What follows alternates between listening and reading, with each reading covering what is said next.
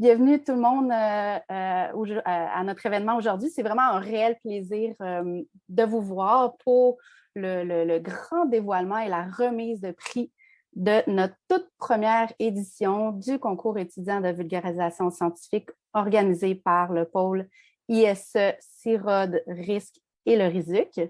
Donc, je m'appelle Anne-Sophie Gousse-Lessard et c'est moi qui vais animer l'événement aujourd'hui. J'ai aussi le rôle de gardienne du temps aujourd'hui. Donc, notre petit événement va se dérouler en 2 temps. Donc, d'abord, les gagnants et gagnantes de notre concours seront dévoilés et vont présenter aussi leur communication scientifique. Donc, on va davantage les connaître. Puis, par la suite, on a la chance de recevoir Marianne Deshôtels-Marissage, journaliste scientifique pour Carbone de Radio-Canada Environnement, qui va nous partager ses réflexions sur les défis et les enjeux de la vulgarisation scientifique en matière d'environnement. Mais avant de commencer, je vais laisser la parole à Cécile Bull, qui est notre représentante de l'Institut des sciences de l'environnement au sein du pôle. Cécile est aussi professeure au département de stratégie et responsabilité sociale et environnementale des entreprises à l'ESG, ici à l'UQAM, et elle est co-titulaire de la chaire internationale sur le cycle de vie du CIREG. Alors, voilà, à toi, Cécile. Merci Anne-Sophie. Et également membre du CIROD, donc je suis un petit peu à cheval entre plusieurs des institutions donc, qui sont représentées dans le pôle. Mais justement, qu'est-ce que c'est que le pôle CIROD ISE RISC? Donc plein d'acronymes. Je vais juste commencer par rappeler que sont ces regroupements. Donc, on a le CIROD, c'est le Centre interdisciplinaire de recherche en opérationnalisation du développement durable, l'Institut des sciences de l'environnement, donc l'ISE, et le RISC, le réseau des inondations intersectorielles du Québec. Donc, c'est 3 regroupements, mais c'est beaucoup d'intérêts communs, et c'est pour ça que le pôle a été créé donc l'année dernière, avec une visée d'accroître la collaboration interdisciplinaire justement entre ces regroupements, avec comme mission, donc par ces collaborations de recherche, de formation et de transfert des mobilisations de connaissances, le pôle souhaite contribuer à la transformation écosociale de la société afin notamment de réduire les risques environnementaux et de faciliter le développement d'une résilience sociétale et environnementale. Donc, c'est une jolie mission. Et puis, dans cette mission-là, on s'est rapproché aussi du RISUC, donc un 4e regroupement pour réfléchir ensemble aux enjeux de la santé durable. Et donc, c'est notre première année d'existence. On a commencé par poser les bases de notre collaboration et établir ce qu'on souhaitait accomplir ensemble. Et ce concours, c'est une de nos premières activités concrètes que l'on fait ensemble. Donc, on a décidé de réaliser ce concours, d'organiser ce concours pour un certain nombre de raisons. Donc, d'abord parce qu'on voulait mettre de l'avant l'intersectorialité pour une meilleure compréhension des enjeux environnementaux et socio-écologiques contemporains. Ensuite, on voulait démystifier, et puis on pense que c'est très, très important, la question de transfert des connaissances vers le public et de démystifier auprès du grand public la recherche réalisée dans le vaste domaine de l'environnement, de la santé globale, des changements climatiques, de la transition et des innovations sociales. Puis on voulait aussi favoriser l'échange, la mobilisation des connaissances, susciter une volonté d'agir pour tous face aux enjeux socio-écologiques. Et on voulait s'accorder une occasion de réfléchir aux transformations nécessaires au sein de notre société. Donc, le thème qu'on a choisi, c'était justement cette intersectorialité pour mieux comprendre, agir et transformer. Donc, nous avons eu la chance de recevoir de très, très belles propositions de communication. Les étudiants, tous les participants, on tient à vous féliciter. Il y a vraiment eu des propositions fabuleuses. Et donc, on tient vraiment à remercier tous les candidats et candidates. Et un merci aussi spécial aux membres du jury d'évaluation qui ont fait un superbe travail et un travail très, très difficile, celui de devoir choisir qui récompenser. Donc voilà, merci à tous et je cède la main à la personne suivante, Anne-Sophie. Oui, merci, merci beaucoup, Cécile. L'honneur revient maintenant à M. Claude Codgia, directeur de l'Institut des sciences de l'environnement de l'UQAM et membre du jury de sélection du concours, à présenter les gagnantes et gagnants.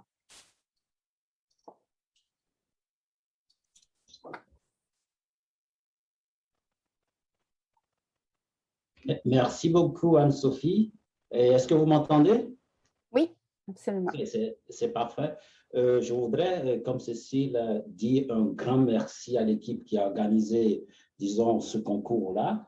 Je voudrais nommer, toi, bien entendu, Anne-Sophie, toi qui es la coordonnatrice du pôle ISE, CIROD et puis risque. Merci beaucoup. Je voudrais aussi citer quand même Marilène Coury et puis Marie-Audrey pour leur implication. Merci beaucoup pour ce beau travail que vous avez fait. On apprécie énormément. On apprécie autre chose aussi, c'est-à-dire l'essentiel de ce pourquoi on est là aujourd'hui ici. Le travail qui a été présenté par les candidats est un travail extraordinaire. Moi, j'ai l'habitude de participer à certains concours et parfois c'est ennuyant. Cette fois-ci, même en étant en Afrique, parce que c'était pendant l'été qu'on faisait ce concours-là, j'ai eu du plaisir. J'ai du plaisir à lire toutes les communications. Je voudrais aussi dire bravo à tous les candidates, à toutes les candidates et à tous les candidats qui ont osé participer à ce premier concours que nous espérons, et je pense que c'est déjà décidé, va se réitérer chaque année. Nous avons cette année, et notre première édition, nous avons 3 gagnantes et gagnants. Je dis bien 3 gagnantes et gagnants.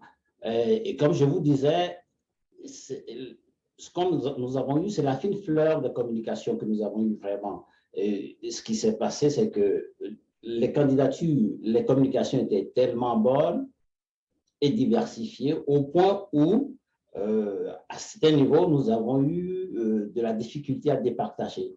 Ce qui s'est traduit, bien entendu, dans le classement de nos dossiers.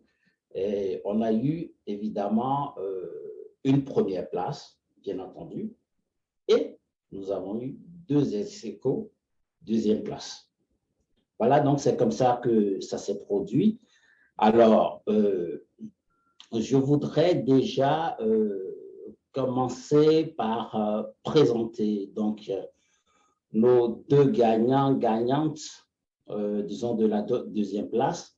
Je voudrais ici déjà appeler ici la première gagnante de la deuxième place, parce que, comme je le disais tantôt, nous avons eu en deuxième place 2 ex-aequo. Donc, la première gagnante donc, de la deuxième place, il s'agit bien entendu de Morgane. Est-ce que vous m'entendez toujours? Est-ce que vous m'entendez? Oui, absolument. OK, d'accord. Alors, donc, je disais qu'il s'agit donc de Morgane Pellerin, donc, qui a gagné cette deuxième place ex-aequo. Morgane, si tu es là, est-ce que tu pourras dire quelques mots sur ta présentation? Oui, je suis là, merci. Vous m'entendez bien? Oui, on t'entend très bien, Morgane. Oui, ben, merci d'abord pour le concours, pour l'événement aujourd'hui aussi, puis d'avoir choisi ma bande dessinée.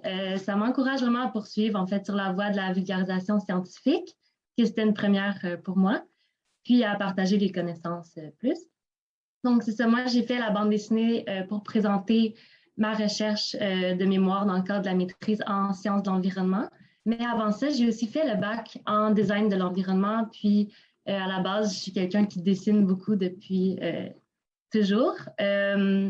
Donc, tout au long de mon parcours, je voyais passer soit des concours de bande dessinée, etc. Puis, j'avais vraiment un intérêt pour présenter ma recherche en bande dessinée, mais je me demandais comment on fait ça. Parce que les bandes dessinées que je voyais passer portaient peut-être plus sur des sujets liés aux sciences naturelles où des chiffres ou des images peuvent, je pense, bien résumer beaucoup d'informations et des idées claires. Donc, mon gros défi, c'était vraiment de synthétiser, organiser l'information et tout, parce que ma recherche est très interdisciplinaire. Donc, j'avais beaucoup de concepts, soit l'autonomie, les communs, la justice alimentaire, mais aussi sociale, environnementale. Ma recherche portait aussi sur un cas concret avec une histoire au sein d'un quartier de longue date, mais aussi les visions futures du projet que je prenais en compte, différentes échelles, soit dans le quartier, le projet et tout. Donc, puis je voulais que ça soit accessible aux organismes, au sein du quartier, à la fermette. puis au bâtiment 7 à Pointe-Saint-Charles, qui ont participé à la recherche. Donc, l'idée, elle m'est restée en tête. Puis, c'est vraiment à l'hiver passé, en présentant de manière plus claire et concise mes résultats de recherche à travers plusieurs colloques, que là, ça a commencé à être plus clair. Donc, c'est à partir de 3 idées clés qui englobaient vraiment mes résultats que j'ai construit ma bande dessinée. Puis, ça semble très créatif, mais c'était surtout beaucoup de réflexion en amont. Donc, j'ai essayé d'organiser plus mes idées. Pour moi, ça se fait quand je vais marcher dehors, comme avec mon chien. Puis, pendant une fin de semaine, j'ai mis sur papier comme mes premières idées. C'était un peu angoissant, donc je ne savais pas si j'étais capable ou comme si ça allait fonctionner. Puis, j'avais déjà annoncé à l'avance, comme dans plusieurs colloques, que j'allais faire une bande dessinée pour avoir comme une sorte d'engagement puis m'assurer que j'allais le faire. Donc, c'est ça, je l'ai fait. Puis, j'ai scanné, pris des photos de mes premiers brouillons que j'ai ensuite mis dans Photoshop. Donc, j'ai tout dessiné, écrit à la main. J'ai une tablette graphique. Puis, j'ai fait ça un peu isolé chez moi, donc au printemps. Puis, j'ai formé un petit comité informel dans mon entourage pour avoir des premiers commentaires, révisions et tout. Puis, j'étais un peu réticente à le partager ou à appliquer à des concours parce que j'avais fait, comme je dis, tellement chez moi toute seule. C'était un défi. Puis finalement, je me rends compte que les résultats sont vraiment appréciés et valorisés. Puis grâce au financement de l'Institut des sciences de l'environnement, puis de mes associations étudiantes, l'AESS puis la SSE, j'ai pu en imprimer plusieurs copies pour en laisser soit à l'école, dans les organismes de quartier et tout. Puis là aussi, c'est très apprécié. Donc, j'ai aimé mon expérience, je suis contente, puis ça facilite aussi le partage de ma recherche. Donc, ça m'a été déjà utile dans plusieurs contextes. J'ai même glissé des extraits dans un article. Puis, en ce moment, je travaille sur une autre bande dessinée qui va être sur le thème de la COP26. Donc, c'est une collaboration avec le FILAB, le réseau de recherche en philanthropie. Donc, j'en dis pas plus, il faudra rester à l'affût des prochaines publications. Est-ce que je partage ma bande dessinée ou sinon c'est oui? Oui, on est curieuse de voir ça. Okay. Elle est tellement belle. Ah, merci. Voilà. Donc, si elle est faite, comme vous voyez à gauche, vraiment, c'est sous forme d'un bandeau. Donc, c'est facile de coller comme sur une porte. Donc, dans un premier temps, on voit plus vraiment toutes les luttes, l'histoire qu'il y a eu dans le quartier qui donne accès à un espace finalement pour faire pousser des aliments. Donc, on dit que ça contribue à la justice alimentaire. Mais ensuite, il y a aussi des légumes qui parlent. Donc, ensuite, la carotte, elle dit, mais c'est pas tout, ça prend aussi des relations, la mise en commun de ressources pour assurer qu'il y a un droit d'accès à ces ressources-là. Donc, là, on voit toutes finalement les concertations, les différentes ressources complémentaires dans le quartier qui sont en place. Puis ensuite, on a le potentiel de l'expérimentation, donc le cas de la fermette, pour venir consolider le système alimentaire du quartier en offrant plus d'équipements pour faire l'éducation populaire, en distribuant les récoltes dans les épiceries de quartier et tout. Et finalement, on offre vraiment la fermette, l'expérimentation en tant que milieu de vie convivial qui permet l'éducation, le partage de recettes, d'expertise, de choisir des semences et tout, puis aussi la prise en charge, exemple, du soin des poules. Et finalement, la reconnexion à la terre, aux autres vivants, de reprendre conscience aussi du cycle alimentaire. Et finalement, donc ça, c'était différentes dimensions de la justice alimentaire. Puis, une approche centrale à ma recherche, c'était le design pour l'autonomie. Donc, finalement, on a les légumes qui se demandent, mais qu'est-ce que c'est le design pour l'autonomie? Est-ce que c'est construire une fermette nous-mêmes ou devenir indépendant, finalement, en étant autonome au niveau de faire pousser les aliments pour être autosuffisant au sein d'un quartier? Mais finalement, elle dit, c'est beaucoup plus que ça. C'est plutôt de créer des projets de vie, puis de développer des relations qui permettent de s'auto-créer en continu. Donc, c'est plutôt de reprendre en charge le secteur clé de l'alimentation, puis reprendre conscience de tout ce lien-là. Et finalement, on se demande comment l'initiative pourrait venir transformer les relations ou au sein soit d'un quartier à l'échelle de la ville ou transformer les habitudes des gens. Mais ça finit en disant que ça reste une question en suspens. Voilà, avec quelques sources en bas.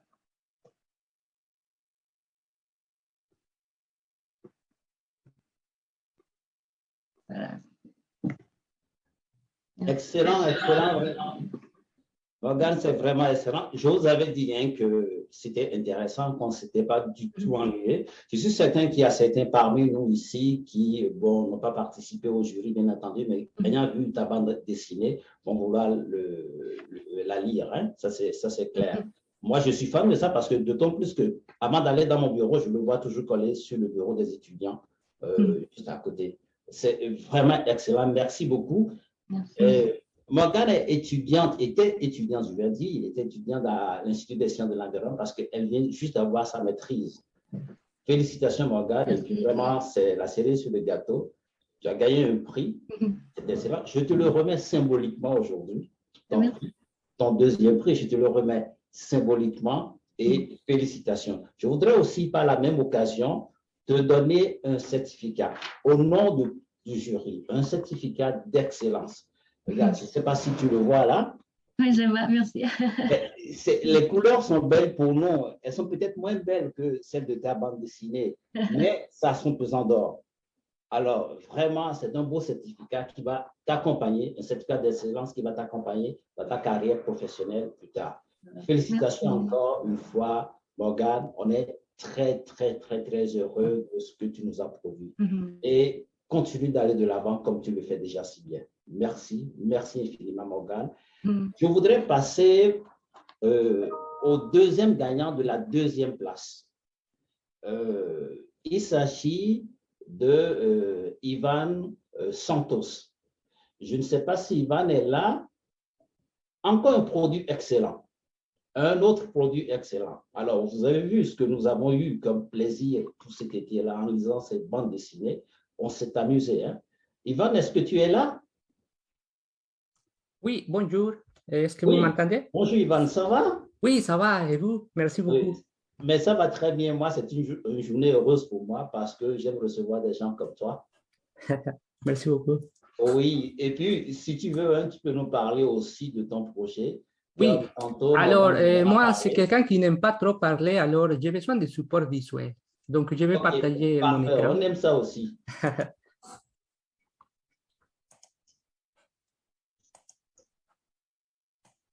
Alors, voilà. Est-ce que vous voyez correctement mon écran? Oui. Oui, OK, excellent. Alors, tout d'abord, j'aimerais rappeler une petite locution latine que l'on doit appeler l'ancien in vino veritas, c'est-à-dire dans le vin, la vérité, mais restez tranquille, c'est très tôt et je ne suis pas sous l'emprise de l'alcool. Mais la vérité, c'est que les changements climatiques ont déjà causé des effets significatifs dans la composition des vins. Par exemple, on observe des vins avec un plus fort tenor en alcool, une baisse en acidité et des arômes de fruits confiturés. Et en fait, les événements climatiques extrêmes deviennent de plus en plus courants, comme la sécheresse en 2003 et en 2019, et même les gels tardifs cette année. Alors, pour ces raisons, il est nécessaire d'identifier des leviers d'adaptation de la vigne au changement climatique, et ceci requiert des disciplines allant de la climatologie à l'économie, en passant par l'énologie, la génétique, l'agronomie et même la géographie. Alors, je vais essayer d'illustrer ma démarche créative, et ma figure numéro 1 était comme ça. Et je tiens à préciser que ceci n'est pas un chapeau. Alors, j'ai ajouté quelques images pour identifier qu'il s'agit en fait de la distribution de la température minimale pendant les cycles végétatifs de la vigne en France. Néanmoins, ceci a plutôt l'air d'un serpent voix qui digère un éléphant. Alors, j'ai décidé de laisser tomber ma figure numéro 1 et ma figure numéro 2 était comme ça. Donc, ici, je montre la distribution des températures minimales, moyennes et maximales selon deux profils socio-économiques partagés pour un scénario à faible émission de gaz à effet de serre et un scénario plutôt pessimiste. Et on observe en fait que les distributions se décalent vers la droite, c'est-à-dire il y a une tendance au réchauffement. Cependant, cette figure manque de contexte spatial et alors ma figure numéro 3 était comme ça. Cependant, je n'étais pas convaincu parce que ici, j'ai limité ma visualisation au vignoble français, même si au Québec, on a une préférence pour les vins d'origine française, comme le montre cette distribution des ventes à l'ESACU. Donc, on voit que les tendances ces derniers 10 ans n'ont pas changé trop et la France reste en tête, suivie par l'Italie. Donc, heureusement, j'ai trouvé une base de données publiée par l'Université d'Adélaïde qui donne un bon portrait du vignoble mondial. Par exemple, on voit les vieux mondes ici et les nouveaux mondes au sud. Donc, on peut avoir un peu plus de détails sur le vignoble mondial. Et ensuite, j'ai extrait des données climatiques à partir de ces sites, donc des données du climat historique et du climat futur. Et avec ces données-là, finalement, j'ai construit ma figure numéro 4, qui fait partie, en fait, de ma proposition de communication, où je montre l'évolution de la température moyenne pendant les cycles végétatifs de la vigne, et c'est pour l'ensemble du vignoble mondial. Et donc, finalement, afin de rendre accessible mes visualisations de données, je l'ai mis dans une petite page web qui est accessible à partir de ces codes QR, donc si vous voulez les scanner. Mais sinon, c'est accessible aussi à partir de ces liens. Et donc là, j'ai mis en fait mes 3 visualisations de données qui peuvent être, disons, suivies d'une courte description pour donner un peu de contexte. Et voilà, c'était ça et ma communication. Et donc, je vous laisse aussi mon courriel si vous avez des questions ou si vous voulez en discuter plus sur ma communication. Et avec ça, je vous remercie de votre attention. Allô, Ivan? Ivan, merci. Merci beaucoup, Ivan. Tu m'entends, Ivan? Oui, oui, merci beaucoup à vous. Ben, c'était vraiment un plaisir de t'écouter. On dit souvent qu'il y a plus de vérité dans une bouteille de vin qu'il y en a dans tous les livres de philosophie. Vous avez déjà entendu ça? Plus de vérité dans une bouteille de vin que dans tous les livres de philosophie. Mais ce que vous nous avez montré aujourd'hui est excellent. Vous avez fait le rapport entre les changements climatiques et notre, je ne vais pas dire capacité, des problèmes que nous pouvons avoir après à ne pas pouvoir prendre. Moi, je n'imagine pas ça. C'est-à-dire que si les températures augmentent trop, ça veut dire que la production de vin risque de diminuer de beaucoup. C'est ça que vous dites. Effectivement. C'est vraiment excellent comme travail. Moi, j'ai lu votre travail en prenant un peu de vin. Je dois le confesser aujourd'hui. Merci. Je voudrais ajouter, hein, Ivan n'est pas viticulteur. Il est étudiant au doctorat, et, disons, en génie physique au CIREG. Bravo. Bravo, Yvan. C'est vraiment excellent. Je ne sais pas s'il y a d'autres personnes qui voudraient faire des commentaires là-dessus, mais c'est tellement intéressant. Et quand je vous disais tantôt qu'on a eu des propositions hyper intéressantes, vous voyez maintenant, on s'est saoulé. Bande dessinée, vin, etc. Je ne vous parle pas encore du premier prix. Alors, ce premier prix-là, je voudrais que ce soit plutôt ma collègue qui la présente. Ma collègue Valentina Poc qui la présente. Mais avant ça, Yvan, je vais te remettre symboliquement ton prix. Donc, ton deuxième prix. Ton prix de deuxième place à ce concours-ci, je te le remets symboliquement. Je voudrais aussi te remettre, par la même occasion, un certificat d'excellence. Vraiment un certificat d'excellence, je ne sais pas si tu le vois. C'est un excellent certificat parce que ça va t'accompagner toute ta vie. Parce que tu pourras le mettre sur ton CV. Merci, merci infiniment. Merci à vous. Tout le jury te félicite pour ton merveilleux travail. Merci beaucoup. Alors, ma chère Valentina. Oui, merci Claude, je suis là. Merci beaucoup Claude. Tu es vraiment là. Hein? Je voudrais quand même dire que tu es la directrice des opérations au Centre interdisciplinaire de recherche en opérationnalisation, donc du développement durable, ce que nous appelons communément CIROD, Voilà, on est content de t'avoir avec nous, bien entendu. Je ne peux pas présenter tout seul les trois prix. Ce serait injuste. Alors qu'il y a, disons, toutes les femmes qui sont autour de nous et des gens de qualité comme ça, je pense que tu es la meilleure personne pour présenter, pour nous dévoiler le premier prix. Alors moi, je veux bien t'écouter. Tu as la parole. Alors, roulement de tambour, écoutez, c'est incroyable de voir toute la créativité qui ressort des travaux de recherche académique. Je suis vraiment fascinée. Alors là, en plus d'avoir gagné la première place à notre concours de vulgarisation scientifique, l'équipe lauréate a gagné aussi le prix thématique en opérationnalisation du développement durable. Donc, l'opérationnalisation du développement durable, évidemment, c'est quelque chose qui nous est très, très cher au CIROD. Qu'est-ce que l'opérationnalisation du développement durable? On peut dire que c'est une forme de démocratisation des connaissances qui peut être mise en application par les parties prenantes en se basant sur les principes du développement durable. C'est aussi de mettre en contact les chercheurs avec les acteurs et actrices du terrain afin qu'ils collaborent ensemble sur la recherche de solutions concrètes aux enjeux planétaires. Et je sais qu'il y en a des solutions à chercher.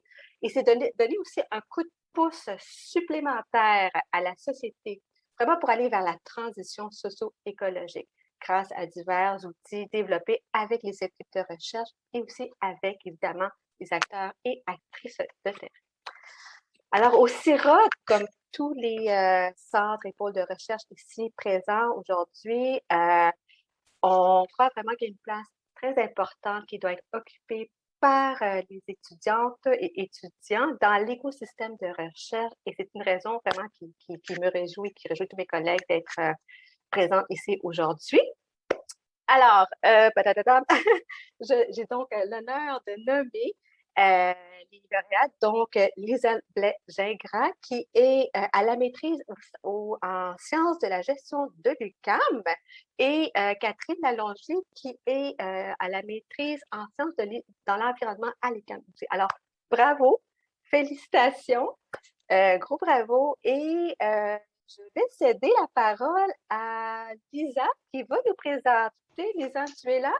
Oui, merci. Parfait! Donc, bravo! Donc, si tu me permets, vous allez présenter votre communication sous forme de blog. Oui, ben d'abord, d'abord un grand merci pour ce concours, pour cette occasion-là. Je précise que Catherine est présente, elle est juste à caméra fermée, donc elle est avec moi, puis je suis la porte-parole dans l'équipe, mais c'était vraiment un travail d'équipe.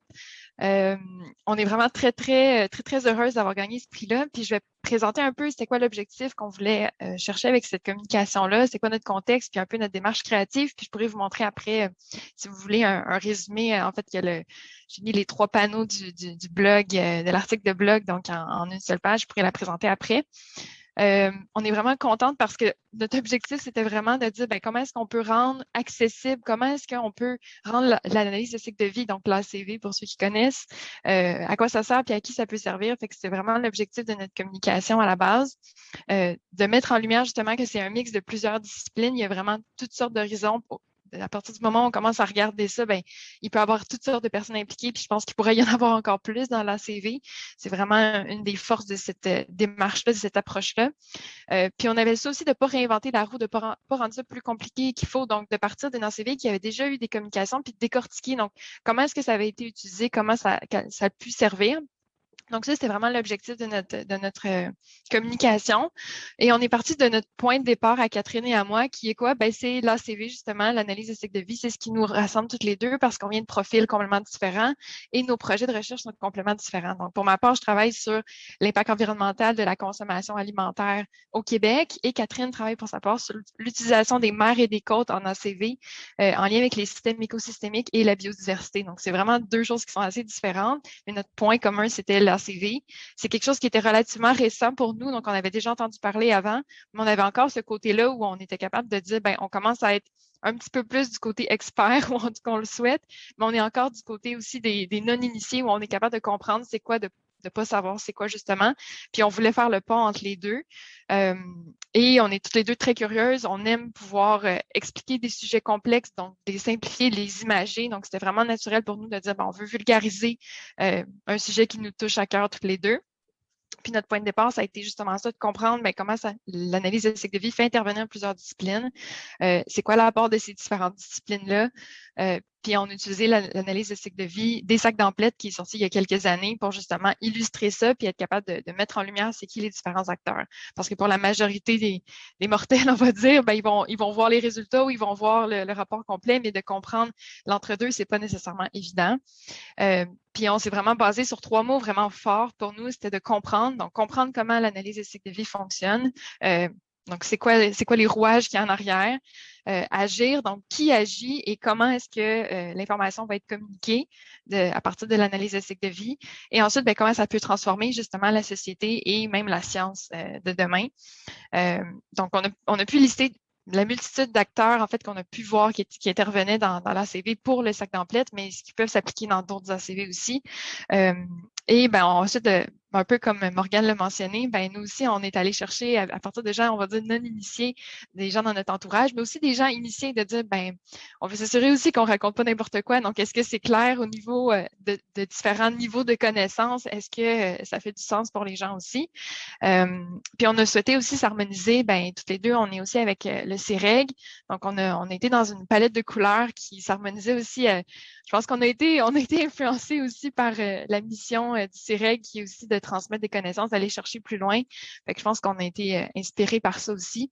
Puis au final, nous, ce qu'on voulait vraiment, c'était que l'ACV, en fait, faire ressortir que c'est un outil qui est vraiment pertinent pour exercer son jugement critique. Que c'est intéressant que les gens sachent que ça existe, que ça peut être vraiment très, très utile, puis que justement, quand on peut le vulgariser, les résultats, ça peut aider dans la prise de décision. Donc, c'était un peu la prémisse de tout ça. Puis, je vais vous partager à quoi ça ressemble. Donc, voilà. Donc, je ne vous lirai pas tout, je vous laisserai la chance de pouvoir le regarder en détail. Mais vous voyez, en fait, qu'on a...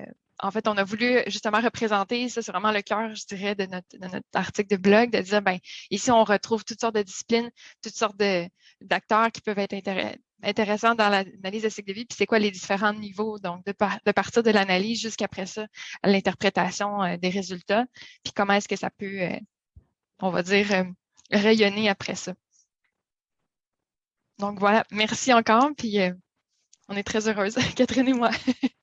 Alors, encore une fois, félicitations à vous deux. Vous avez fait quelque chose d'extraordinaire et vraiment bravo. Donc, il me fait plaisir de vous remettre de manière symbolique ce prix. En fait, donc, on voit le nom, j'essaie de le rapprocher.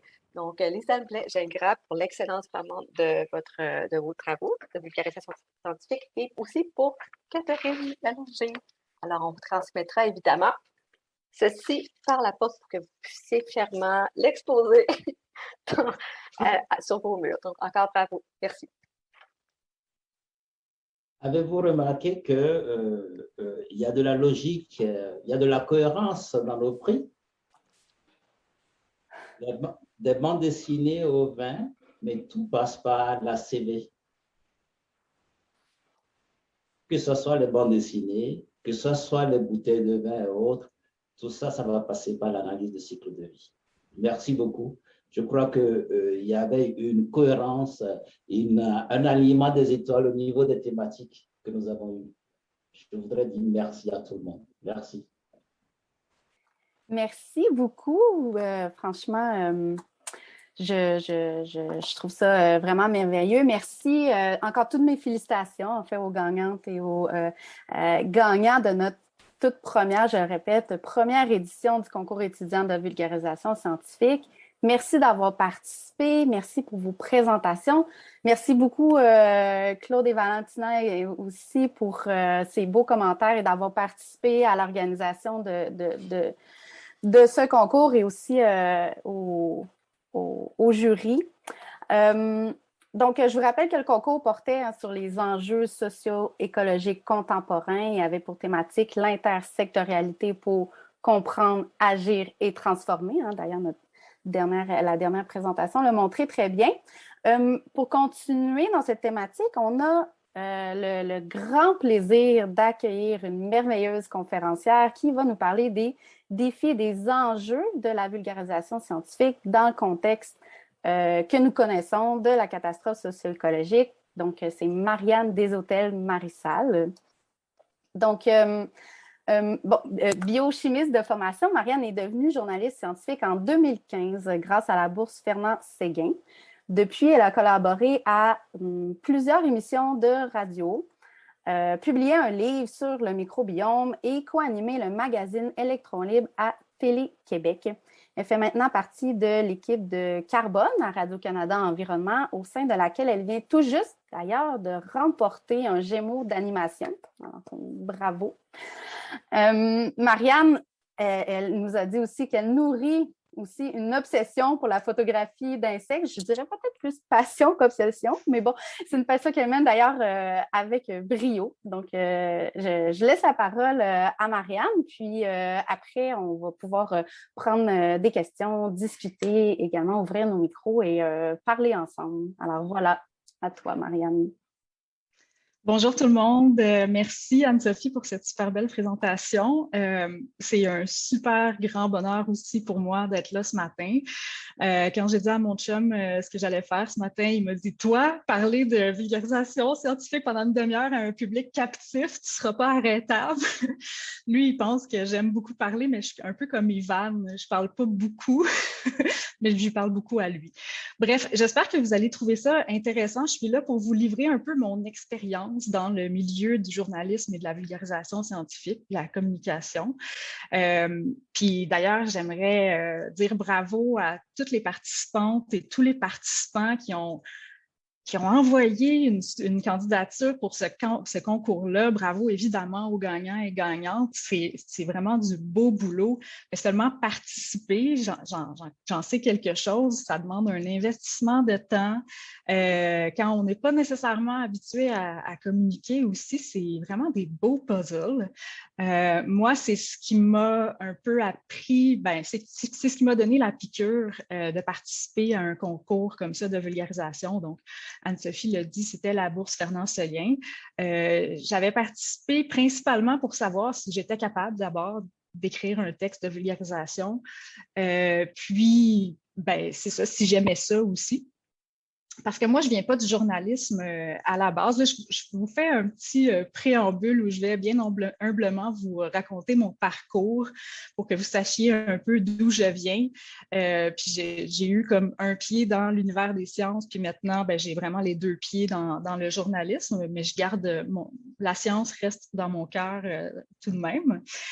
Donc, après mon cheminement professionnel, je vais vous parler de journalisme scientifique, puis ensuite, je vais ouvrir vers les enjeux là, qui concernent le réchauffement planétaire et les enjeux environnementaux, ce qui m'occupe et ce qui occupe mes réflexions depuis plusieurs années déjà, mais ce qui m'occupe principalement dans mon travail maintenant. Donc, moi, je suis biochimiste à la base. J'ai été formée à l'UQAM au cœur des sciences pendant sa construction. J'ai vu les pavillons de biochimie s'ériger. Puis, quand j'ai fini mon bac, je ne voulais pas me lancer dans un parcours maîtrise, doctorat. J'avais hâte de travailler rapidement en laboratoire, de faire partie d'une équipe et de faire des manips, surtout le travail de labo. J'adorais ça. Donc, j'ai fait la laborantine volante un peu. J'ai évolué de Génome Québec au laboratoire du contrôle du dopage à Vancouver pendant les Jeux olympiques en 2010. J'ai travaillé au labo de Adrian Tsang à Concordia, où je faisais de la biologie moléculaire à propos du moisi. Donc, je suis toujours restée un petit peu dans la génétique, la biologie moléculaire.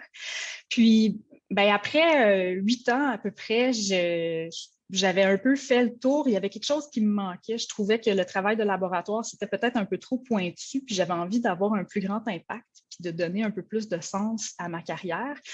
Et donc, j'ai participé au concours de la bourse Fernand-Séguin qui s'adresse à un public de 30 ans et moins. Donc, c'est à chaque année. Je vous recommande, si vous avez aimé cet exercice-là, que ça vous dit de recommencer ou même de peaufiner votre communication. C'est vraiment une super belle opportunité qui ouvre des portes pour faire des stages à découverte, à la presse, à Québec Science. Maintenant, même, on peut aller en France au journal Le Monde grâce à cette bourse-là. Donc, c'est vraiment vraiment une occasion fantastique de découvrir l'univers des médias.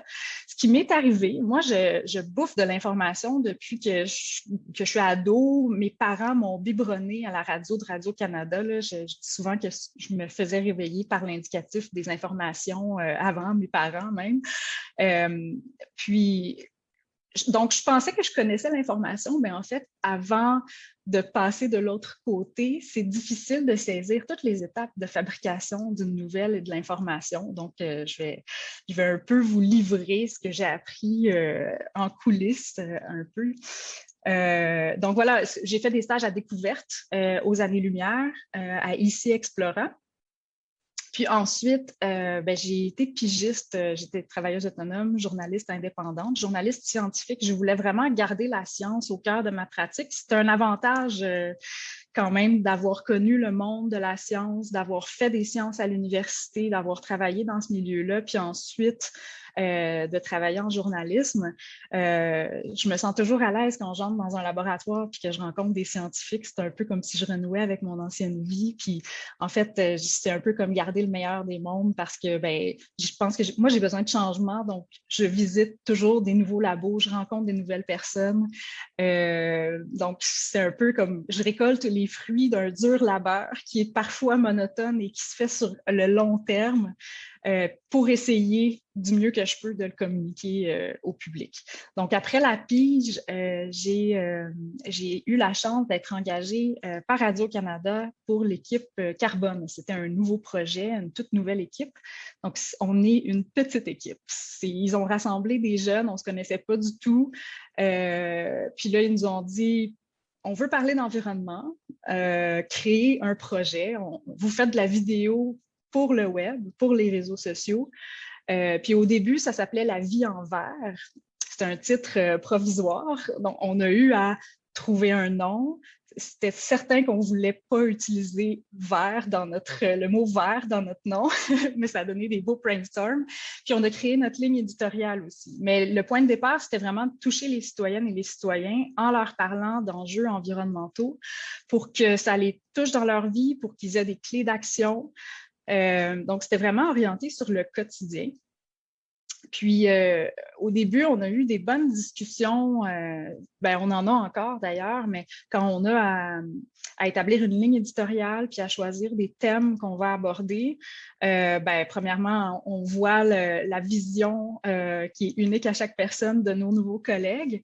Puis, au début, en 2019, quand l'équipe a été formée, le contexte était vraiment différent aussi. À cette époque-là, tout le monde parlait de paille en plastique et de bidets. C'était beaucoup sur les petits gestes, sur les choix de consommation, sur les empreintes individuelles. On a d'ailleurs fait un reportage avec Cécile Bull sur comment calculer son empreinte individuelle. J'ai fait une capsule sur le cycle de vie ou l'empreinte environnementale du papier de toilette. Donc, on était beaucoup là-dedans. Puis, petit à petit, notre réflexion a évolué. Puis, de plus en plus, quand on parlait d'empreintes et de choix de consommation, on faisait bien attention de toujours mentionner que c'est pas seulement entre les mains des individus, puis que ça fait partie d'un grand système et que tous les acteurs ont leur part à jouer. Donc, il y a quelque chose de délicat. Puis, ce que je trouve chouette, c'est qu'en étant sur les réseaux sociaux, on est sur la plateforme Radio-Canada Environnement. Si vous voulez aller voir, d'ailleurs, on est sur Facebook et sur Instagram. Donc, Radio-Canada Environnement, c'est une plateforme où on relaie tous les reportages liés à l'environnement de Radio-Canada, mais c'est là où Carbone publie ses vidéos.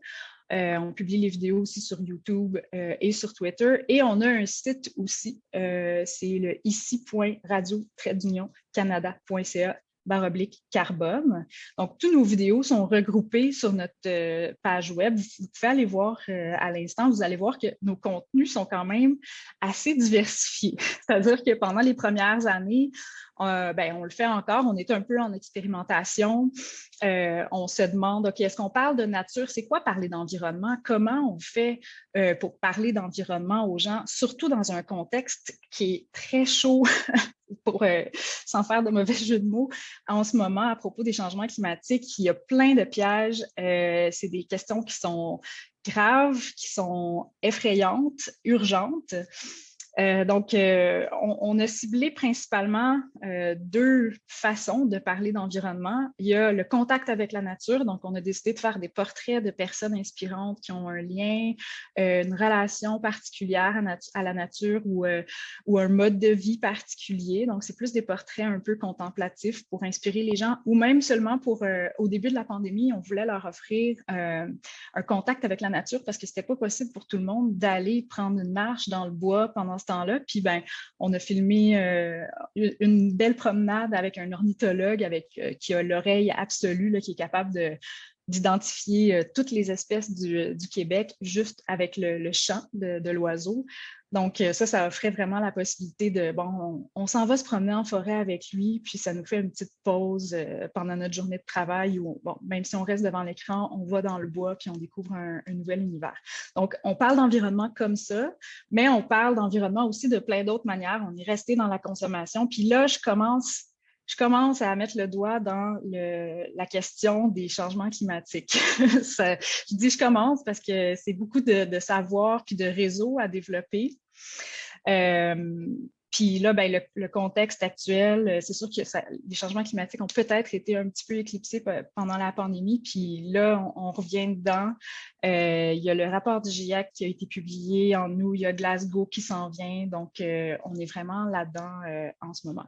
Je reviens un petit peu, c'est un petit peu désorganisé mon truc, mais j'ai oublié un petit bout sur ce que j'avais appris principalement en journalisme scientifique. Attendez, excusez-moi. Mon premier constat, c'est qu'en communication, en fait, la communication, c'est un art puis une science qui sont vraiment, vraiment complexes. Beaucoup plus difficiles que ce que je croyais quand je faisais seulement de la science. Et des fois, je faisais des présentations à un public scientifique, une présentation de poster ou une conférence. On est entre nous, on se comprend, on a le même vocabulaire. Vulgariser, c'est quand même une autre paire de manches. Puis c'est sûr qu'à la base, il faut savoir à qui on s'adresse, toujours ajuster le niveau de vulgarisation en conséquence. Puis c'est vraiment pas évident quand on a un bagage scientifique. Puis Lisanne Blais-Gingras l'a vraiment bien dit tout à l'heure. Retrouver le moment où on ne savait rien de notre discipline, c'est clé. Puis c'est pas facile à faire. C'est difficile d'effacer mentalement tout le bagage qu'on a acquis durant les dernières années pour livrer une information qui est claire, qui part de la base et qui va plus loin pour un public large. Ensuite, un autre constat qui m'a été donné de faire, c'est que quand on est curieuse ou amoureux de la science, puis des fins détails, on veut tout dire. Puis un autre défi, c'est vraiment de hiérarchiser l'information, de bien cerner son message. Puis ça, ça s'apprend. Puis Morgane Pellerin en parlait tantôt. À force de présenter son sujet, l'information s'est dégagée. Puis c'est ça qui l'a aidé à cerner l'information la plus importante. Puis moi, souvent, je fais ça. C'est pour ça que mon chum il est étonné de m'entendre parler peut-être, mais je pratique mes sujets à l'oral quand on n'a pas de référence papier sous les yeux.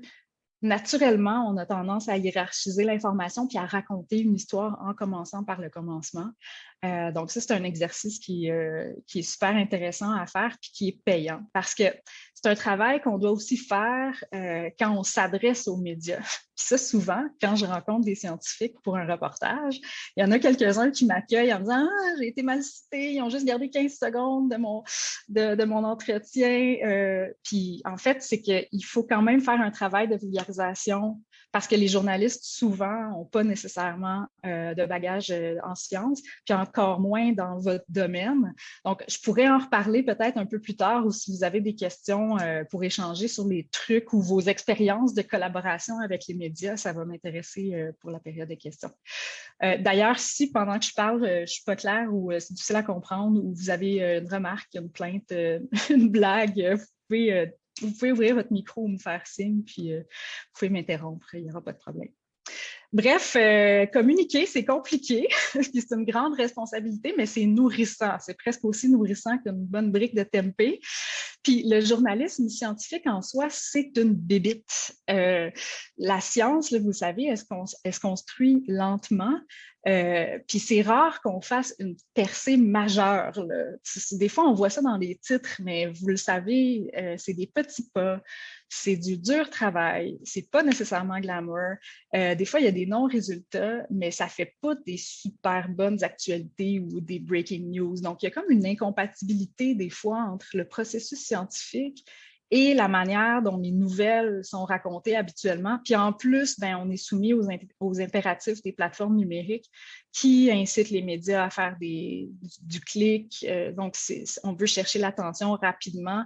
Donc, toute la nuance que requiert le journalisme scientifique, c'est lourd par rapport au contexte médiatique actuel. Mais il y a encore plein de place pour le journalisme scientifique, puis on l'a vu pendant la pandémie, ce n'était pas les contenus en sciences qui manquaient. Puis il y a aussi que la science, c'est un processus de groupe, c'est un processus de réseau. Je pense que c'est central à votre démarche aussi, de réseauter, d'intersectorialité. Mais on est tellement habitué de raconter des histoires de héros solitaires, de glorifier des gens qui ont eu des moments eureka en promenant leur chien, qu'on va souvent reprendre ces formes-là pour communiquer. C'est normal aussi, il y a des impératifs de rapidité, puis c'est difficile de réinventer la roue quand on est sous pression comme ça. Puis il y a aussi le fait, je trouve que dans les dernières années, là, dans ma réflexion à propos du journalisme scientifique, ça m'a vraiment habité le fait que la science est de moins en moins vue comme une autorité suprême. Avant, on avait beaucoup ces histoires-là de grands héros scientifiques, de génies, mais là, on le voit là, avec la pandémie, c'est une démonstration éclatante avec les mouvements anti-vaccins, les conspirationnistes. En environnement, en 2015, quand j'ai commencé aux Années-Lumière, on se demandait est-ce qu'on laisse quand même une place à certains climato-négationnistes. L'Ombudsman de Radio-Canada a décidé que non. Finalement, ce n'était pas deux visions des choses différentes qui pourraient s'affronter. Il y a une vérité scientifique, puis c'est celle-là qu'on va exposer. En environnement, il y a aussi un auditoire qui se méfie des OGM, des pesticides. Donc, il y a aussi des conspirations. Là, on a même des opposants, comment je pourrais dire ça, des gens qui croient que The Great Reset, là, que l'ONU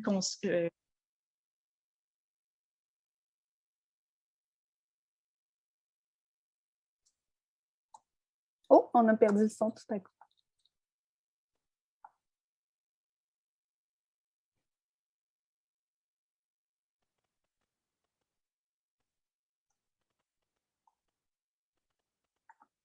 Prends ton temps, Marianne, pour...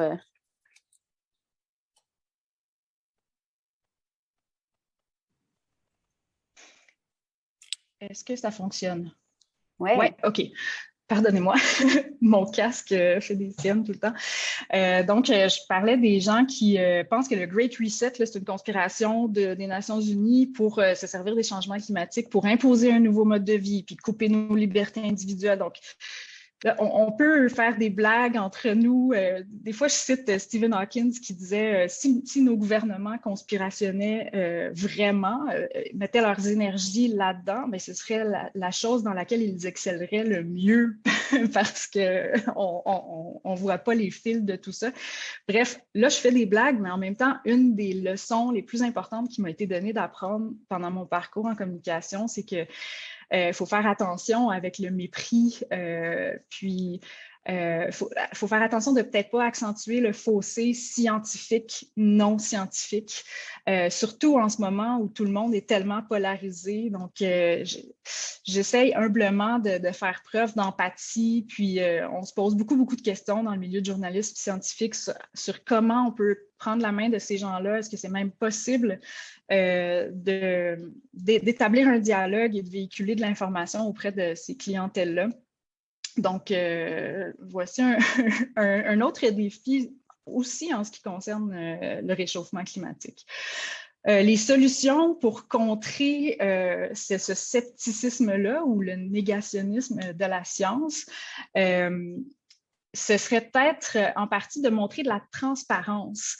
de ne pas nécessairement dorer la pilule en montrant aussi les failles, les échecs. Ivan Viveros Santos, il en a parlé tantôt, en fait, il l'a fait. Je trouve ça vraiment chouette parce qu'au début, le premier graphique, la première image, j'ai choisi de ne pas utiliser ça. OK, je suis passée à ce graphique-là. Donc, de montrer de la transparence dans sa démarche, d'exposer notre collecte d'informations ou d'exposer notre démarche expérimentale, y compris les échecs, c'est sûr que ça permet une meilleure confiance avec nos auditoires. Puis ça se voit de plus en plus. On fait aussi des récits personnels par les scientifiques. On sait que l'information se personnalise de plus en plus. On le voit avec les influenceurs, les influenceuses sur Instagram. Souvent, maintenant, on est habitué de faire confiance à certaines personnes, de s'attacher à des personnalités qui vont nous raconter leur histoire et qu'on va être amené à suivre. C'est sûr que le journalisme classique reste encore assez frileux du jeu, mais en même temps, les scientifiques de plus en plus qui prennent d'assaut les réseaux sociaux, il y en a plein qui racontent leur vie, leur quotidien, qui sont sur Twitter. Puis moi, comme journaliste, ça m'aide de voir, d'abord, ça me réjouit beaucoup là, de voir qu'il y a une nouvelle génération de scientifiques qui sont sur les réseaux, puis ça m'aide quand je cherche des sujets. Parce que si quelqu'un, déjà, un chercheur ou une chercheuse, ou des fois, c'est des doctorants aussi, là, sont assez spécialistes pour qu'on aille les chercher, c'est plus facile de vous trouver quand vous êtes sur les réseaux sociaux, ça c'est certain. Puis en même temps, moi, j'utilise les réseaux sociaux pour partager des photos d'insectes, là, mais les possibilités sont vraiment infinies. Donc, le côté créatif de ce genre de communication-là peut vraiment être enrichissant. Puis, ça permet de développer des réseaux, évidemment. Donc, si vous aimez un petit peu les réseaux sociaux, je trouve que c'est vraiment une bonne porte d'entrée pour la science. Puis, en français, il reste plein de places. Sur YouTube, les Français sont très forts sur la vulgarisation scientifique. En environnement, peut-être moins. Mais ce qui est sûr, c'est qu'au Québec, selon moi, il reste énormément de place. Ça reste à développer. Les jeunes sont là. On s'informe sur YouTube. Il y a des excellents communicateurs. Viviane Lalande, pour nommer juste elle, Syllabus, qui fait de l'excellent travail de vulgarisation sur YouTube. Une autre piste de solution pour contrer les vieux modèles, les faire éclater un peu, c'est d'inclure les sciences sociales, de faire percoler un peu ou de briser les membranes entre les disciplines. Puis ça se voit de plus en plus, ça me réjouit énormément. Je pense à un reportage de Dominique Forgette à Découverte l'année passée, qui portait sur les inégalités sociales face à la COVID-19. C'est quand même, moi, ça me réjouit de voir que ce type de contenu-là trouve de plus en plus sa place à la télévision. Bouchra Watik aussi fait du bon travail dans ce sens-là. Il y a 2 semaines, elle a présenté un topo sur les arts de la scène pour aider les gens atteints de Parkinson à mieux communiquer leur situation aux personnes qui font de la recherche biomédicale. Donc, on a vraiment un mélange des genres, un partage d'expériences humaines. Puis ça permet de véhiculer la science d'une manière extraordinaire. Puis c'est pas seulement pour aller chercher là, une histoire d'une personne qui est atteinte d'une maladie, puis là, on s'apitoie. C'est vraiment un travail. Puis quand, je me souviens plus... je pense que c'est Valentina Poc qui en a parlé tout à l'heure. On évoquait la collaboration sur le terrain entre les scientifiques et les personnes qui sont touchées par une situation. Ça, c'est du bonbon, en fait, pour raconter des histoires de science qui nous touchent aussi parce que veut pas, plus on s'identifie à la situation d'une personne, plus ces informations-là vont percoler en nous, plus on va en parler autour de nous aussi. Ce que je trouve compliqué à propos des changements climatiques en ce sens-là, c'est que ici, on est chanceux. On n'est pas encore aussi touché qu'ailleurs dans le monde. Par contre, les inondations, c'est une des principales conséquences qu'on va avoir à subir face au réchauffement planétaire. Donc, est-ce qu'on est obligé d'attendre qu'il y ait des catastrophes ou des événements majeurs pour en parler? Je pense que poser la question, c'est vraiment y répondre. Donc, si vous avez des projets, je voulais garder ça pour la fin, mais c'est sûr que souvent, même si les universités communiquent de plus en plus les travaux et les projets de ces chercheurs, ben, de leurs chercheurs, c'est difficile des fois de trouver les histoires qui peuvent paraître moins faciles à communiquer au grand public ou moins breaking news, je ne sais pas trop comment le dire, mais si vous vivez une situation sur le terrain avec des gens qui sont touchés par un problème ou que au fil de votre travail, vous vous dites « Ah, wow, ça va nous amener loin, puis il y a vraiment des gens qui mettent beaucoup d'énergie pour ça, puis c'est fantastique en soi. » Bien, les journalistes pourraient être intéressés par ça. Puis de plus en plus, on fait du journalisme de solution. Ce n'est pas juste un mot en vogue. C'est aussi une démarche en journalisme de suivre les gens qui s'intéressent à un problème et qui vont tout mettre en œuvre pour trouver des solutions. Donc, ce n'est pas seulement de dire ah, on va régler ce problème-là et cette situation-là est miracle ou très prometteuse. C'est aussi de suivre des gens qui se cassent la tête puis qui travaillent vraiment fort, des fois qui vivent beaucoup d'échecs pour faire avancer les choses. Mais c'est ce mouvement collectif-là qui peut être super intéressant. Là, je fais du libre puis je parle à travers mon plan. Attendez-moi une petite minute, excusez-moi. Les changements climatiques. Je pense que depuis même 2019, le contexte déjà a changé. On est passé de, OK, on focalisait beaucoup sur les petits gestes, mais c'est aussi le discours, le récit de les changements climatiques existent. Ils sont d'origine humaine. Donc ça, même, en fait, entre 2010 et 2015, il y avait encore des climato-négationnistes qui étaient quand même assez vocaux. On dirait qu'on a un petit peu évolué pour passer de « oui, c'est réel », « oui, c'est de cause humaine » à « c'est grave ». C'est grave, c'est déjà là. Puis il y a eu beaucoup de journalisme de l'apocalypse pendant les dernières années qui utilisait la peur, puis en fait, on en a eu des démonstrations éclatantes là, avec cet été-là en 2018 où il y avait tellement de feux, puis l'été dernier aussi. Mais ce journalisme-là d'apocalypse, il n'est pas suffisant. On ne peut absolument pas en rester là. Donc, là, il y a une évolution vraiment vers qu'est-ce qu'on fait? Qui sont les gens qui ont déjà les mains à la pâte? Puis, ce n'est pas pour rendre la crise moins effrayante, mais c'est pour déplacer l'attention du problème un peu, vraiment d'aller vers l'action, non seulement parce que l'action est un super bon remède à l'anxiété, mais aussi parce que ça permet d'assimiler des informations, puis c'est des nouvelles en soi. Puis ça a été difficile avec le rapport du GIEC récemment, au mois d'août. C'était difficile à communiquer parce que les rapports comme ça, ben ce sont des constats. La partie solution va arriver plus tard en 2022. Mais là, on avait juste cette partie-là à communiquer. Puis, il n'y avait rien de nouveau en soi, finalement. Peut-être à part le fait qu'on avait un nouveau niveau de certitude quant aux conséquences ou au scénario. Puis, c'était difficile à communiquer parce que là, on voyait que les dés sont pratiquement joués jusqu'en 2030, voire 2040. Il y a des gens qui ont pu se dire, quoi qu'on fasse, le réchauffement, il va suivre son inertie.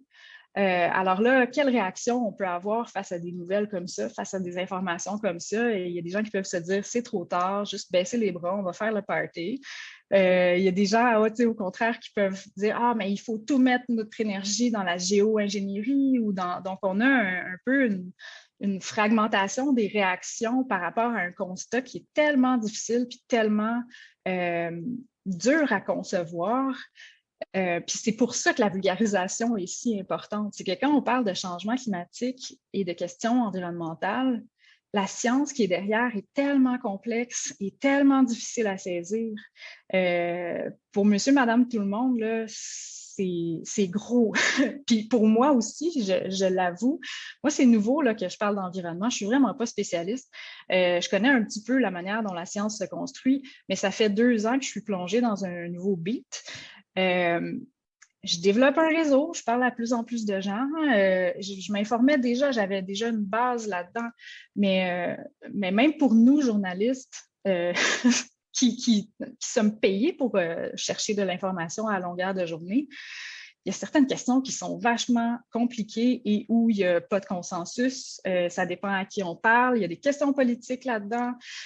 Donc, la vulgarisation qui part de vous, qui part des personnes qui font cette science-là, elle est vraiment primordiale.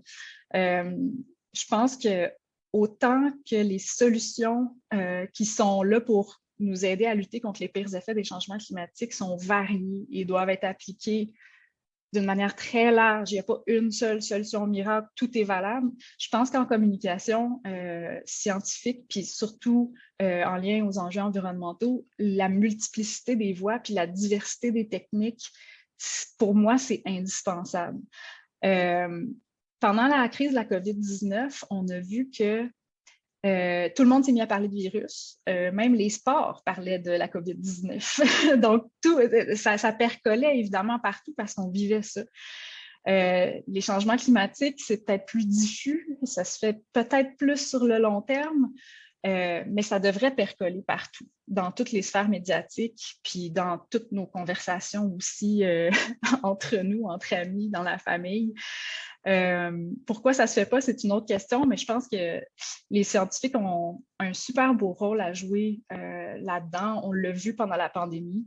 Puis je ne vais pas prendre trop de temps parce que je veux qu'il y ait une discussion après, mais je voudrais vous remercier à l'avance parce que on voit les experts, les expertes s'adresser aux médias, prendre de leur temps non rémunéré pour faire cette communication-là, puis c'est rarement reconnu. Puis c'est un travail hyper important.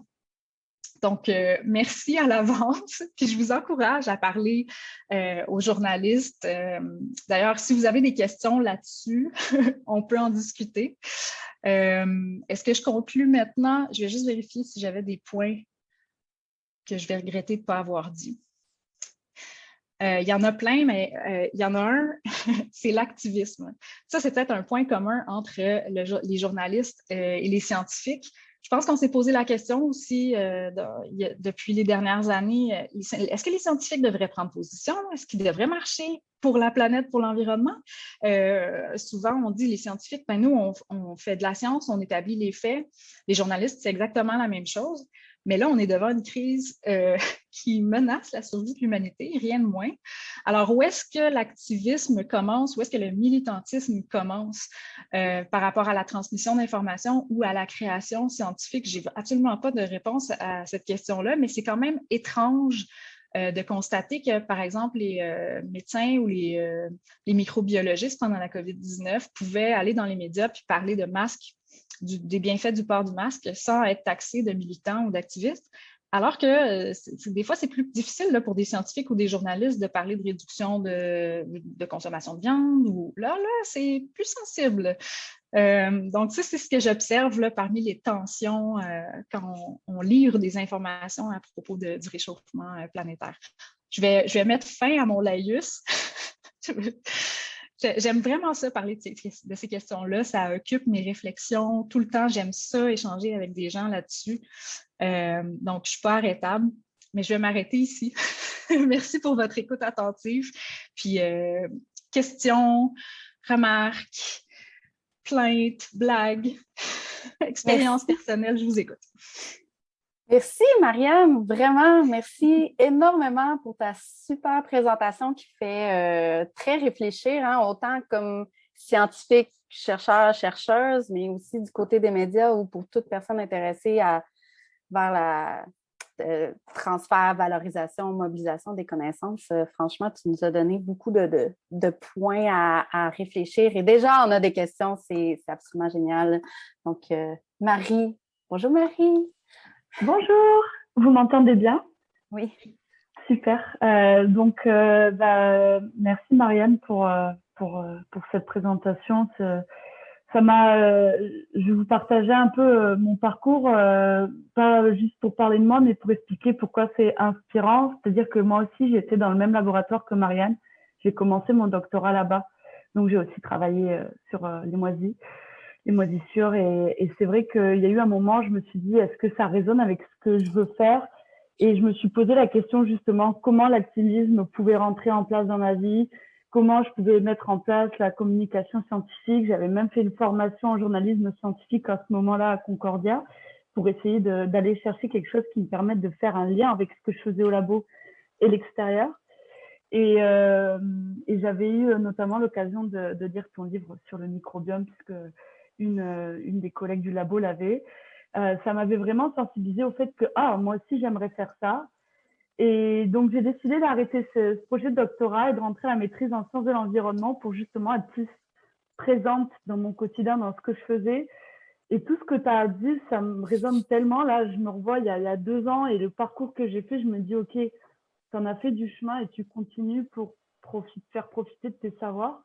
Et bon, maintenant, je travaille plus en sciences sociales, donc avec justement les communautés, j'essaie de m'intéresser justement à ces questions de mixité, d'enjeux de justice environnementale, sociale. Donc, ça m'inspire beaucoup, ça me fait me dire que c'est une voie sur laquelle il faut que je continue à communiquer là-dessus, prendre le courage d'en parler, mais aussi de présenter à des concours comme j'ai fait dans celui-ci et de continuer à le faire pour faire rayonner ce que je fais parce que ça a de l'intérêt, parce que les gens ne savent pas forcément, mais si je ne le sais pas, qui va le faire. Donc, merci mille fois, ça me motive beaucoup. Et voilà, je n'avais pas de questions, mais il fallait que ça se fasse. Merci beaucoup. Merci à toi, Marie. C'est super chouette à entendre. Puis, en fait, ça me ramène à la notion de plaisir. Je pense que Claude Kedja en a parlé tout à l'heure. Donc, plaisir à lire ces participations-là, mais plaisir à le faire aussi. Là. On ne s'en sort pas. Là. C'est comme un peu la base pour continuer à faire ce qu'on fait. Là. Donc, bravo. Merci, Claude. C'est extraordinaire, Marianne. Je suis vraiment très content et très heureux qu'une ancienne de l'UQAM, de l'ETOF, on a de l'ETOF à l'UQAM bien entendu, mais quand ça se voit, disons, tous les jours comme ça fait vraiment plaisir. Et une qualité sublime que vous avez, c'est que vous suivez avec détail. Dans votre présentation, vous avez appelé plein de noms. Vous avez tout marqué, c'est extraordinaire. Je ne sais pas si c'est un défaut de journalisme ou si c'est vos qualités naturelles qui ont apporté ça. Bravo, merci infiniment. Vous nous avez donné encore un peu plus de plaisir aujourd'hui. Ma question est la suivante. Le journalisme scientifique, faut-il l'aborder? Est-ce que le plus court chemin, c'est celui de la science ou celui du journalisme général? Est-ce que si je veux être journaliste scientifique, il vaut mieux que je commence par le journalisme globalement ou que je reste dans le domaine scientifique par la suite, converger vers le journalisme? C'est ma question. Merci Claude. Ben, si j'ai noté les noms, c'est aussi par pur égoïsme parce que ça me fait des sujets potentiels pour des reportages. Mais pour répondre à la question, c'est des débats là, sur la formation en journalisme scientifique, en journalisme tout court. Pour répondre rapidement, là, ça a été difficile d'apprendre sur le tas, comme on dit, puis surtout quand c'est un travail qui est public, là, quand parler à la radio, tout le monde le voit quand c'est pas bon, puis quand on fait des erreurs. Mais en journalisme, dans les salles de nouvelles, il y a autant des gens qui viennent du droit ou de d'autres professions, de sciences politiques, souvent, ça se voit, donc qui n'ont pas nécessairement de formation en journalisme, mais qui apprennent eux aussi au fil du temps auprès des collègues. Puis pour la bourse Fernand-Séguin, si je me rappelle bien, c'est un mélange, là. Il y a des gens qui sont étudiants en journalisme, qui n'ont pas vraiment de base en sciences, mais qui s'intéressent à ces questions-là. Donc, les deux sont tout à fait possibles. La différence avec le journalisme scientifique, c'est Michel Rochon, anciennement reporter à Découverte, qui racontait que dans les salles de nouvelles, les journalistes qui font du journalisme général sont très polyvalents. Ils peuvent faire de l'économie, des questions sociales, de la nouvelle très chaude. Mais quand on leur propose un sujet scientifique, oh là, oh non, ouais, la science, je connais rien. Ça fait peur, la science. Il y a beaucoup de gens qui se sentent pas du tout outillés pour s'attaquer à ces questions-là. Donc, c'est sûr qu'avoir un petit bagage scientifique, ça aide. Merci beaucoup, Marianne. Oui, merci. À toi, Philippe. Merci beaucoup, Marianne. Je vais te tutoyer comme Claude, d'abord parce que tu es une ancienne de l'UQAM, et que ça te donne des privilèges particuliers. Et c'est aussi parce qu'on a eu l'occasion, comme on l'a mentionné en introduction, de se côtoyer à plusieurs reprises, notamment cet été pour parler des vents et des scénarios de vent. Alors, j'avais une question pour toi. D'abord, je veux féliciter le travail que fait Radio-Canada, qui est extraordinaire. Je pense qu'on est tous témoins, que ce soit à l'UQAM ou ailleurs, du travail remarquable que vous faites. Tu as parlé de Découverte tout à l'heure, tu as parlé des années-lumière qui sont là depuis tellement longtemps. Découverte, c'est devenu aussi une des émissions phares de Radio-Canada aussi, mais qui sont devenues une espèce d'habitude. Alors, je vais embrayer là-dessus, parce que tu le sais. L'émission dans laquelle tu étais à Télé-Québec, malheureusement, a été enlevée des ondes et c'est un peu malheureux. Et je me faisais la réflexion l'autre jour et j'aimerais t'entendre là-dessus parce que c'est le rôle de Radio-Canada, tu l'as dit, de participer à la communication scientifique, c'est fondamental, surtout dans cette ère de changement profond. Comment continuer à développer cette culture scientifique, puis peut-être s'inspirer de d'autres façons de faire pour continuer à avoir cette transfert de connaissances qui est fondamental. Et tu me diras pourquoi et peut-être est-ce que c'est possible de le faire ou d'en parler, notamment à Radio-Canada en particulier ou à d'autres émissions. Tu sais qu'il existe en Europe, par exemple, des émissions de débat public qui incluent des débats sur des sujets d'actualité scientifique. Je vais prendre un exemple tout bête. Il existe une émission sur TV5 qui s'appelle C'est dans l'air.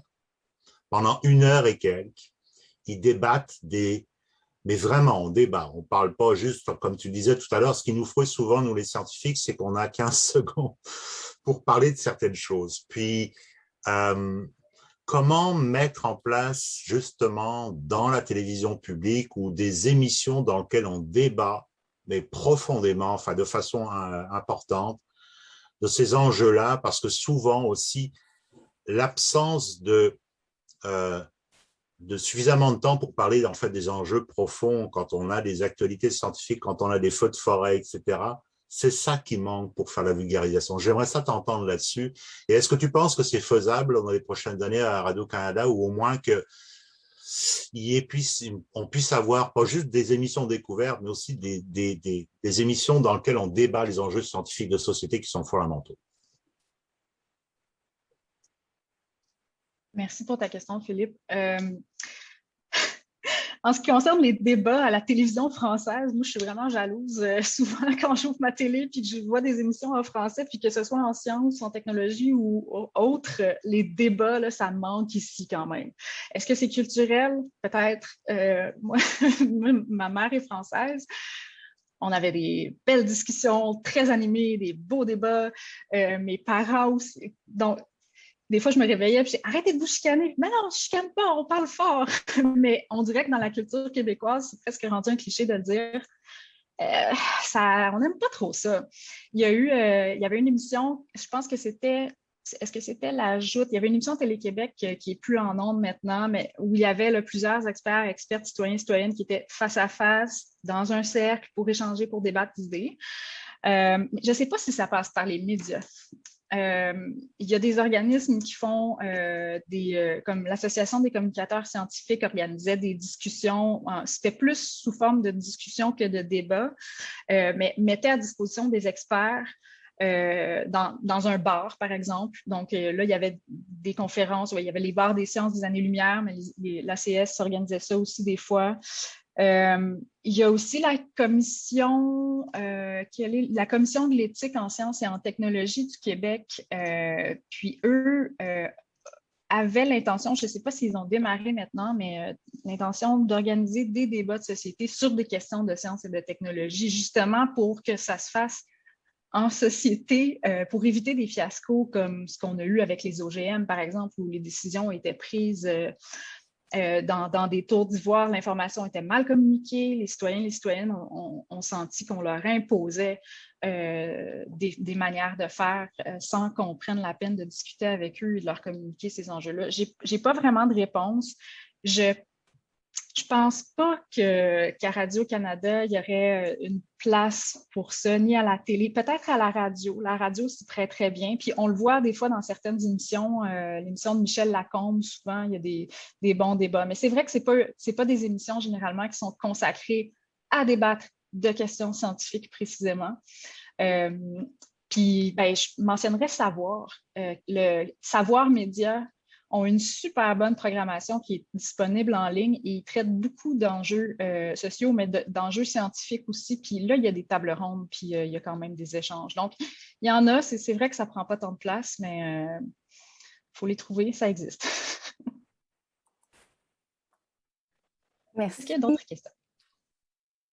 Mais moi, s'il n'y en a pas d'autres, j'en aurais une, mais j'aimerais laisser la place aux personnes qui sont ici avant.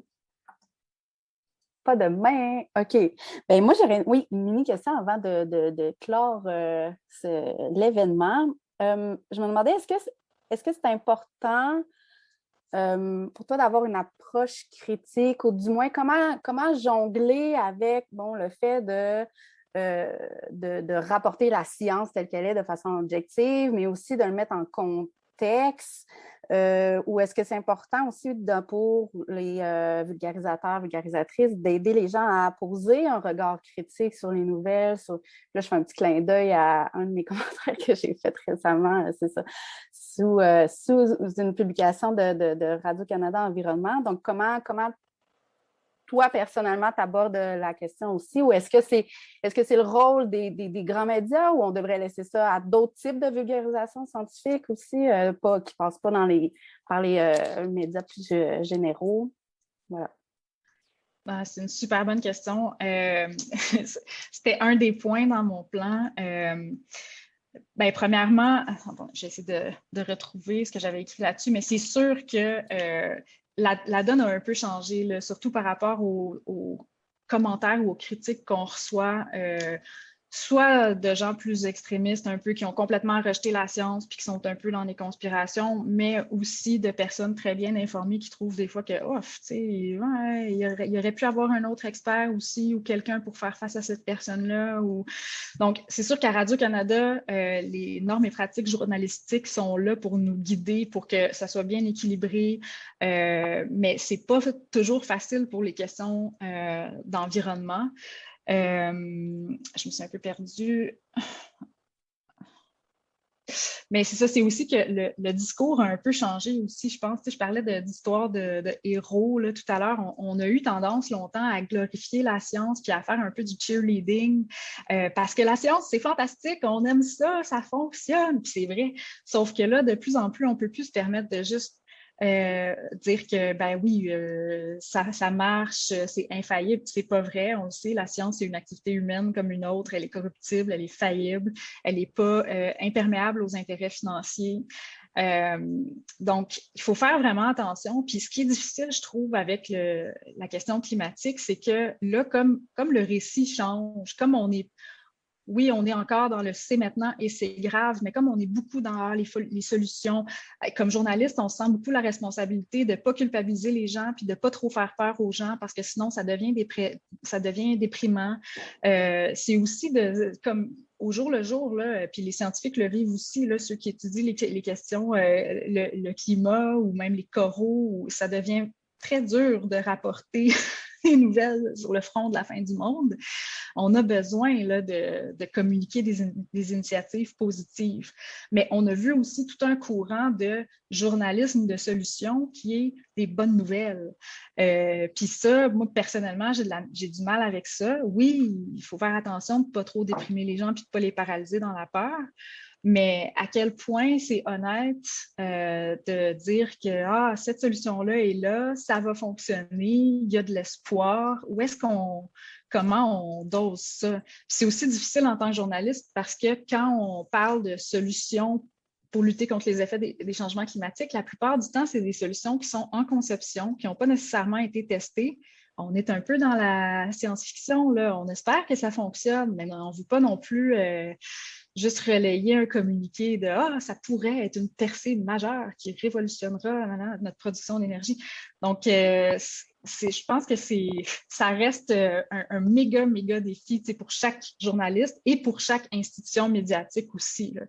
Je pense qu'il y a des médias qui ont choisi certaines lignes. Je pense au Guardian ou à certains médias qui ne se gênent pas d'utiliser urgence, crise climatique, alors que dans d'autres médias, on est encore un peu frileux là-dessus. Donc, c'est des questions touffues qui évoluent très rapidement. Puis, je pense que c'est aussi difficile pour les journalistes de faire la part des choses ou de communiquer, comment je dirais ça? Parce qu'il y a des... comment je dirais ça? Je ne vais pas m'avancer trop, mais il y a plein de bonnes nouvelles ou d'initiatives qui viennent de l'industrie, de ne pas relayer du greenwashing, en fait, c'est ce que je cherchais. On navigue entre notre volonté de donner de l'espoir et de dire aux gens qu'il y a plein de façons d'agir, puis de leur donner des clés pour qu'ils se sentent capables d'affronter cette crise-là et de continuer à vivre leur vie. Puis on est partagé entre ça et l'espèce de pensée magique où, c'est ça, oui, on veut donner de l'espoir, mais il y a aussi des compagnies qui essaient d'en profiter. Vous voyez ce que je veux dire, là? Donc, c'est délicat. Mais on a besoin des scientifiques justement pour faire ces nuances-là. Donc, c'est sûr que s'il y a une nouvelle qui provient de l'industrie, oui, il y a des scientifiques qui travaillent pour eux, mais de plus en plus, là, avoir plusieurs scientifiques d'un même domaine dans un reportage, c'est vraiment utile pour y voir plus de nuances, là.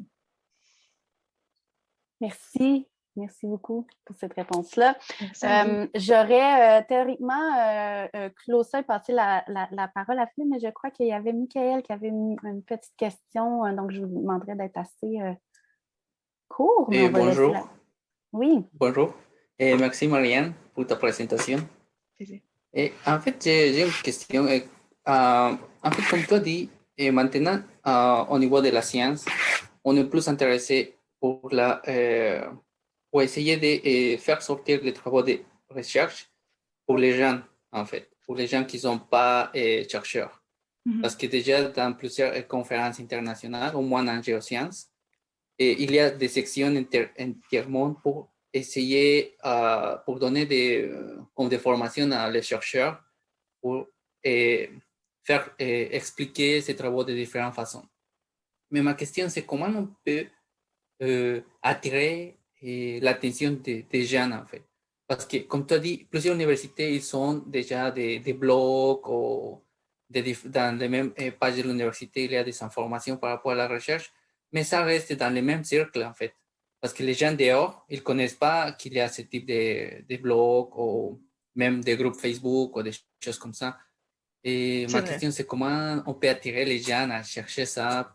Parce que moi, j'avais aussi un projet de faire comme une sorte d'application pour donner accès à certaines informations de recherche qui soient plus faciles à comprendre.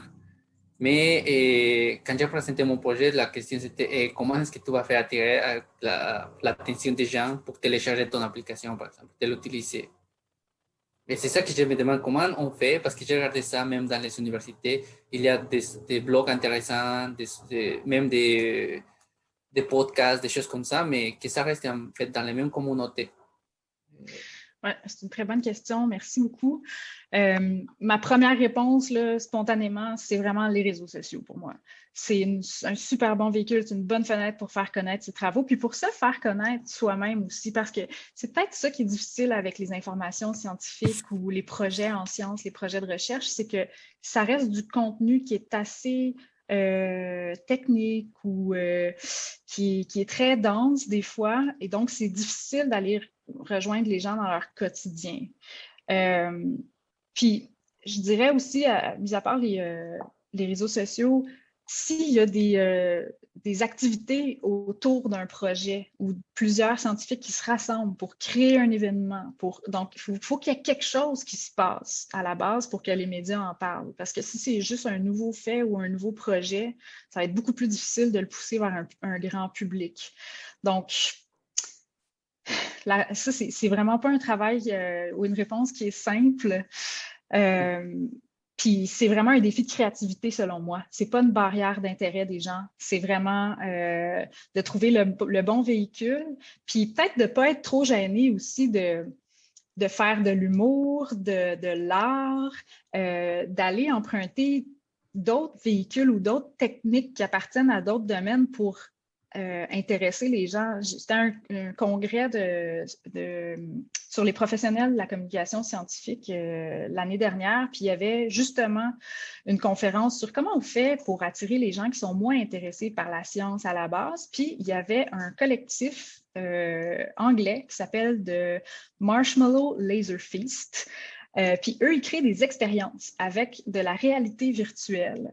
Donc, c'est à la fois de la science, mais c'est surtout de l'art. C'est pas tant pour communiquer des informations que pour nous faire ressentir un environnement. Je suis allée vivre, en fait, ils viennent d'ouvrir une expérience au Centre Phi qui s'appelle We Live in an Ocean of Air.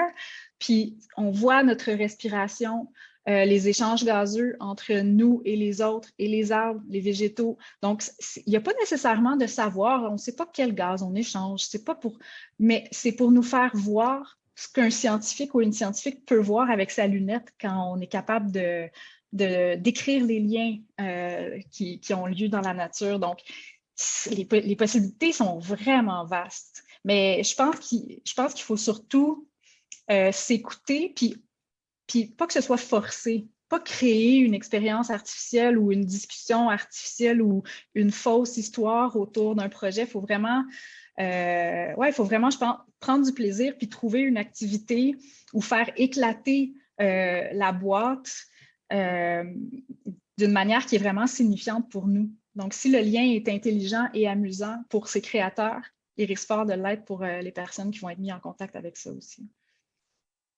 Ok, super. Merci, Marianne. Merci. Merci. Voilà, là, je vois la main de Claude. Est-ce que c'était pour un petit commentaire? Parce que là, on dépasse le temps un tout petit peu. Donc,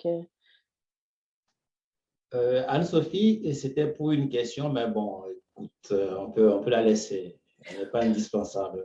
Ben non, ben si vous... Ben, je pense que les gens qui sont présents sont les intéressés. étudiants aussi, qui nous suivent aussi, je profite de la présence de Marianne pour lui demander, par rapport aux médias classiques, comment est-ce qu'elle voit l'avenir du journalisme scientifique? Est-ce que c'est quelque chose qui va se développer? Ça, c'est une question que je pose, mais au profit de nos jeunes étudiants. C'est vraiment difficile à dire. Moi, quand j'ai gagné la bourse Fernand Séguin en 2014, j'avais une remise de prix à Radio-Canada et le lendemain, on annonçait que les libéraux coupaient dans tous les organismes de diffusion, de vulgarisation scientifique comme les débrouillards, l'Association des communications. Là, il y a eu une levée de bouclier, ça ne s'est pas fait, mais ça me donnait vraiment un message que je m'embarquais dans un domaine qui est, c'est précaire, puis j'avais aucune... J'avais pas misé. En fait, si ma carrière en journalisme s'était pas concrétisée, je pense que je serais pas mal sur les mêmes bancs d'école que vous. Là. Je serais retournée à l'université pour me spécialiser en environnement, puis ça occupait mon esprit. Là. Mais ça a bien fonctionné. Puis dans les dernières années, je vois un bouillonnement et sur les réseaux sociaux, mais aussi de nouveaux journalistes de la relève. Donc, puis même en journalisme général, il y a des offres d'emploi qui circulent, les médias se transforment, oui, il y a des coupes. Dans les dernières années, ça a été dur pour les journaux régionaux, mais je pense vraiment qu'il reste beaucoup de place. Puis avec la COVID-19, on a vu là, à quel point le journalisme scientifique, c'était indispensable. Puis à quel point on a besoin de certaines personnes qui connaissent bien ces sujets-là. Puis je pense qu'avec les changements climatiques, ce ne sera pas différent. Là. On va avoir besoin autant de journalistes scientifiques que d'experts et d'expertes comme vous pour livrer la bonne information au public. Merci. Merci à vous pour l'accueil. Ça clôt bien. Je trouve que c'est un bon message pour la suite des choses aussi. Donc, on arrive finalement à la fin de notre événement. Merci vraiment au nom du pôle et du RISUC. Là, je tiens à te remercier énormément, Marianne, d'avoir pris le temps de nous parler comme ça et à nous partager ton expérience personnelle aussi. Je crois que ça a allumé bien des choses dans la tête et le cœur de nos participantes.